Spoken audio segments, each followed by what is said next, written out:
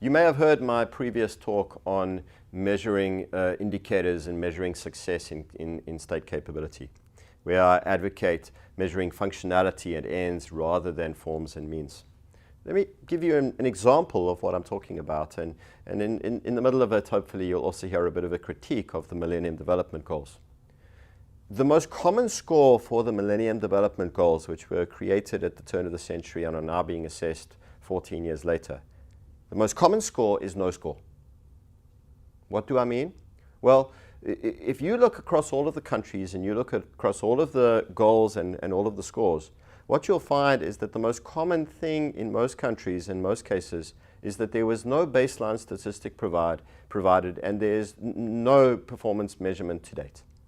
Which means that we introduced a bunch of goals, but we didn't even develop data to measure those goals. One of the things that I would really like to recommend is that we recognize that data is an important part of state functionality.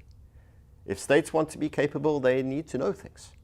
They need to know where people are. They need to know how many people there are. They need to know how many kids are going to be enrolling in school. They need to know how many kids are going to need to get immunized, so therefore how many children are there in certain areas. They need to know how many people are moving into big cities. They need to know how many people are going to need access to sanitation. Now, most places in the world, they don't have this data. And we haven't included any indicators anywhere to say, if you commit to certain goals, you need to actually measure whether those goals happen or not. If we did that and states actually measured those things, I'm telling you, we would have capability that we don't have today. A specific measure that I'm interested in is simply child registration. So in the early 1990s, most of the countries in the world signed a declaration with the United Nations that they would register all of their children.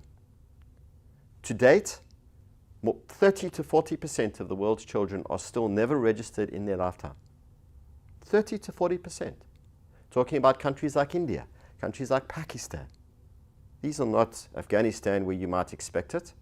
These are countries that we would say are growing or are becoming functional, have big state apparatus. They don't measure the kids. They don't register them. You don't exist.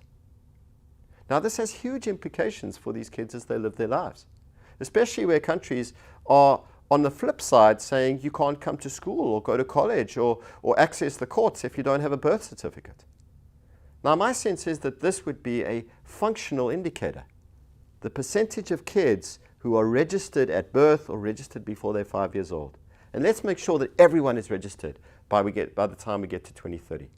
If that happens, the spillovers in terms of functionality are fantastic. Imagine what governments would have to do. They'd have to coordinate between national, regional, and local governments. They'd have to deal with some really, really thorny politics about registration. They'd have to build capacities to actually manage statistics. Once you have it for child registration, well, you can have it for vehicle registration. When you have it for vehicle registration, you can have it for food safety. When you have it for food safety, you can maybe have it for a bunch of other things. And now you get this adaptive quality where your country builds capability over time in areas when you never imagined. Functionality. Let's measure it, and let's measure it now.